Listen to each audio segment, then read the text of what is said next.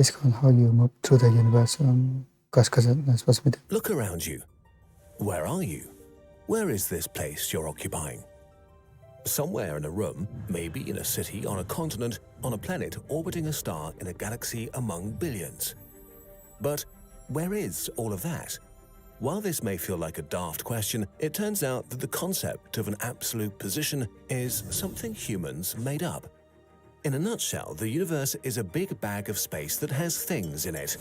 If someone removed all these things, the stars and planets and black holes and dust, there would just be empty space left.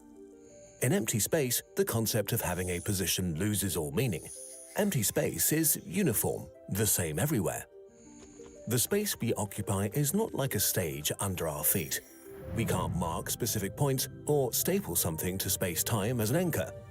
Without things, there is no position. We are really ever only at a position in relation to something else. Which also means that things we take for granted, like up and down, are actually relative too. Okay, let's fill the universe up with things again and try to find out where you are right now, relative to everything else.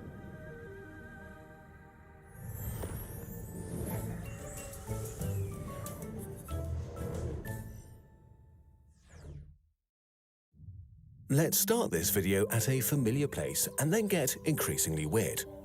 From your perspective, the world is seemingly flat and you can move in 3 dimensions. It's what physicists call a frame of reference, the perspective you have of the universe and how you see things moving around you, where your up and down is. Your frame of reference is correct for you, but not for the rest of the universe. Around 5 kilometers from you, where the horizon begins, the ground noticeably curves away from you. If you could see through the ground, you'd see people from below or sideways.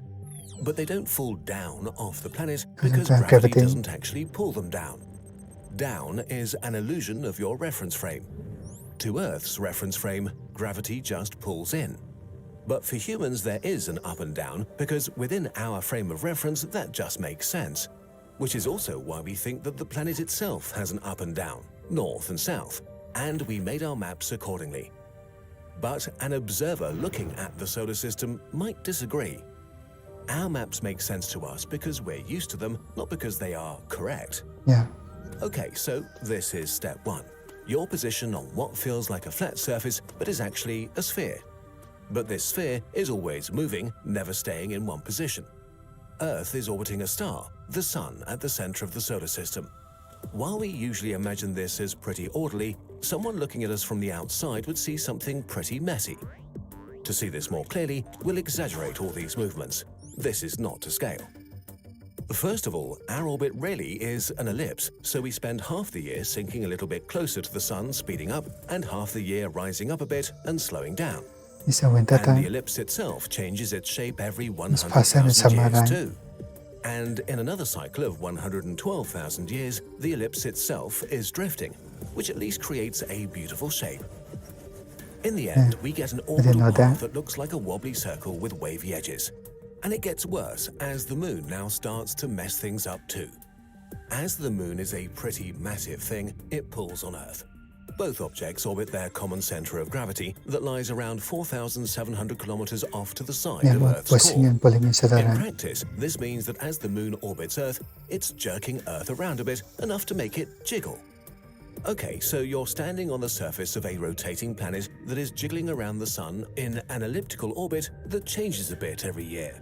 But who's to say the Earth is right? From the perspective of the Sun, the plane of the solar system is arbitrary. It's defined as the plane the Earth orbits in because that is convenient for us. In reality, the other planets are just a little bit inclined with respect to our plane. From their point of view, we're the ones with a slightly bent orbit. But this isn't it, far from it. The solar system as a whole is orbiting the center of the Milky Way galaxy. If we look at the Milky Way, we can clearly make out a galactic plane in which the solar system orbits the center every 230 million years. But of course, it's not that simple. First of all, the plane of the solar system is not aligned with the plane of the galaxy. Nothing really is. Just like the planets in the solar system orbit the Sun on their own planes, so do all the stars orbiting the galactic center. The solar system as a whole is tilted about 60 degrees towards the galactic plane, speeding through space at almost 1,000,000 kilometers per hour. Someone in the center of the galaxy would see the orbits of the planets moving through space in a helix shape, which you can imagine as a corkscrew motion on the tilted plane of the solar system relative to the plane of the galaxy. This orientation in space means that sometimes the planets are sort of in front of the Sun as it orbits around the galactic core. Let's just look at this for a moment. There is a strange and eerie beauty about how our planets and the Sun move through space. Do you feel a bit dizzy? It gets worse. This is still not the whole story, because the mass of the galactic disk is constantly pulling on the solar system too. Like a drunk dolphin, we're diving down and shooting up hundreds of light years through the galactic plane 10 times every orbit along arcs thousands of light years long. We haven't mapped this motion out completely, as it takes the solar system tens of millions of years to go up and back once, and well, humanity is not that old. Let's look at your relative position again. On a planet tilted towards the Sun, jiggled around by the Moon, in a solar system tilted towards the galactic plane, moving forward in a helical shape, diving up and down through the plane. It's kind of But where fascinating. is up in a galaxy? At this point, the frame of Spreading reference around. becomes a bit arbitrary and pointless because of the nature of the universe at this scale.